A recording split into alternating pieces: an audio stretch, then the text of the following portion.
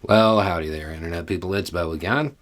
So, today we're going to talk about foreign policy and cell phones and how a cell phone equivalent is going to change foreign policy and why I do my foreign policy videos the way I do. And we're going to do this because I got a message directly asking a question, and it's a good question. The first sentence of it, we're going to skip and we're going to come back to.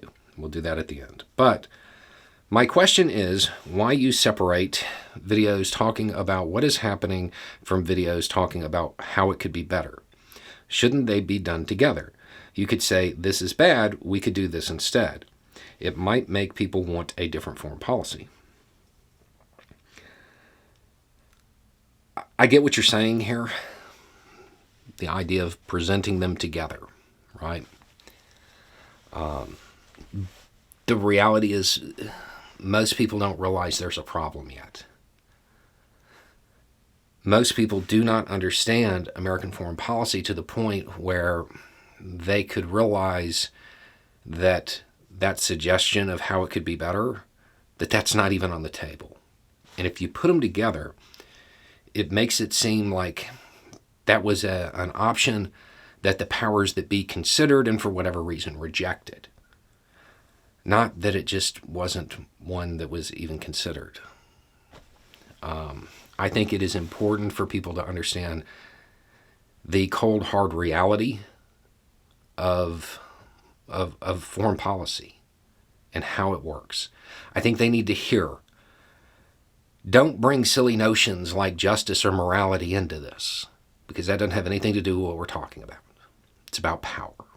You've heard me say stuff like that over and over again in almost every one of those videos. That's about how it is. They need that wake-up call. I think people need that because most people don't understand there's a problem yet.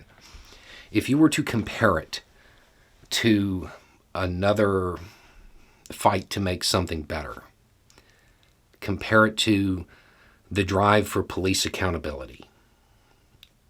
We don't have cell phones yet.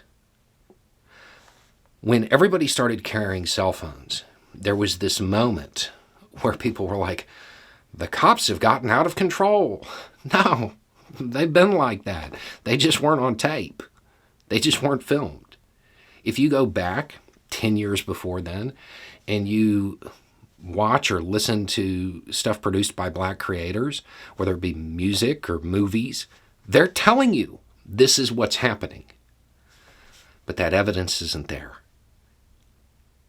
They need to hear it, and then they'll see it. Because we are getting the foreign policy equivalent of cell phones right now in Ukraine.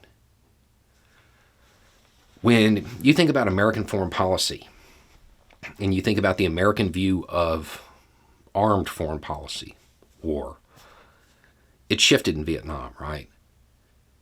Because the footage was broadcast into the living rooms. It was no longer approved stuff given to news outlets by DOD. It was journalists there broadcasting that footage. It seemed more real. It seemed more real because you got to see the 19-year-old kid from 2 towns over get loaded onto a Huey. It made it more tangible. It wasn't all this idealistic, glory-filled version of war. Go get them, boys. That's not what it was like.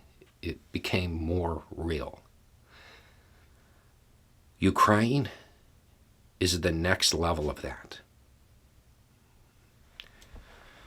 There aren't many engagements that have occurred in that war that you can't get footage of. If you wanted, you could watch it. I don't suggest you do, but you could. It's shaping our perception of it. And it's getting rid of that image that it's all glory. You know, people, they could say, you know, oh, I don't want to go to war. And if I go, though, at least I'll go down fighting. Yeah, then they see the footage. They see that's not really how it works. A lot of those people, they didn't even know it happened. One second they were here, the next second they were gone. They were carrying rations from the truck to the tent, and that's the second the drone flew over. There's no glory in that.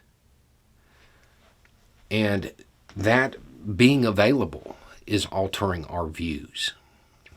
And it might make people more receptive to the idea of a foreign policy that is less competitive and more cooperative, which is where we're going to have to go. I mean, we're going to have to go there anyway because of the major events that are on the horizon, climate change, stuff like that. There's no way to do that in a nationalist framework.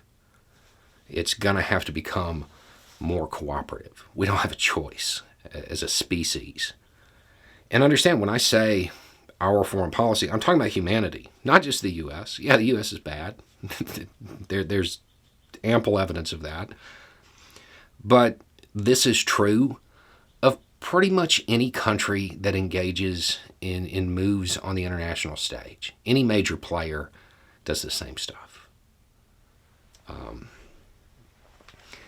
So I think having them divided so it doesn't appear as though the options for cooperation were on the table and just discounted, I think having them divided is more effective. I think it points out that this is how we view it, period, full stop. We don't even consider this other stuff. So that's why I do it that way. Now, to the first sentence in this. You're always right about international and foreign policy stuff. No, I am not.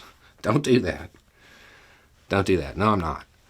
More accurate than most. Sure, I'll take that. But I would point out the reason I'm more accurate than most is because I don't put as much faith as you put in me in that sentence in anybody. Don't do that. Don't get to the point where you think I'm always right, because that's the point I'm definitely going to be wrong. If you ever need a reminder of how wrong I can be, go back and watch that first video about the pandemic. That should give you a clear sign. I am not always right. Human, flawed, make mistakes. So just bear that in mind. But we're getting our cell phones. Those people who want a different foreign policy, we're getting that tool. People are seeing it in real time, real footage, uncensored. It's probably going to change the perception of war being glorious and foreign policy being something that has to be competitive. Anyway, it's just a thought. Y'all have a good day.